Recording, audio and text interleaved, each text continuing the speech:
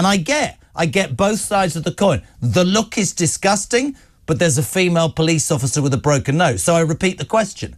Was that reasonable force, or is that an edifying sign of police brutality? I'll tell you who will answer this. Standing in his role, new MP, deputy leader, still bet he's got the best bloody tie on again. Richard Tice, good afternoon, sir. How are you? Oh, God. Is it the same tie? I'm very well indeed. Good afternoon on a... It's not the same tie. You're very rude. Listen, Jeremy, I've only just seen this footage. I know. But I think, based on what I've heard and seen, that actually this is not distressing. This is reassuring. The simple answer is that if the police had had to use tasers, which at least 2 officers, if not 3, clearly had, then there was a serious issue going on. Police officers don't use tasers unless they are genuinely concerned for the safety of members of public and themselves. And bearing in mind, these are weapons-carrying officers who are there to prevent acts of terrorism, making split-second judgments. They have quite rightly concluded that safety is the better option. And they don't know whether these people have got grenades under their bodies. Completely.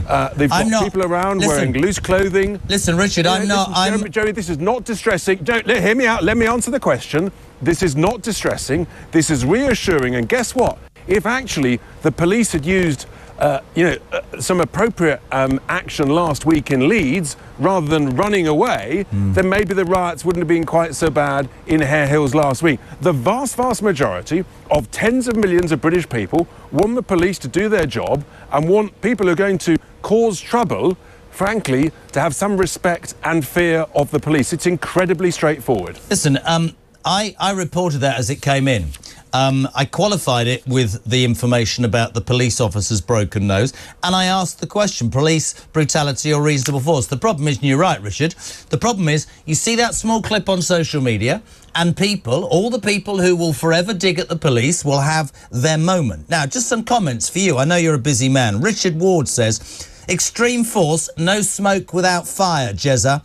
It's about time the police stepped up and dealt with thugs, as one of the reasons we have so many public order problems is because the police are seen as too soft. That's Rich in South Derbyshire. Sean says, Jez, don't mess about in airports. Deserved it in my book. Fair play to the coppers. Both of them agreeing with you. John Barden. So the police stand by and do nothing at the Leeds riots, and that's wrong. Now police get a bit handy at Manchester Airport, kicking someone in the head. I think they need to find a happy medium. That would be good. That might be a good question, though, Fair. That's not actually a happy medium. The problem is, Richard, you're probably right. I'm not condoning. I said at the beginning, what if they'd had a weapon? What if they'd had, as you said, explosive? The problem is, all you see on social media is a man kicking a man's head. You don't have the facts. That circulates, people make the details. I tell you what you see on social media. If you've got any common sense, what you see is you've got police officers who've already used are some of them not going to end well. Go on your holidays with all good grace.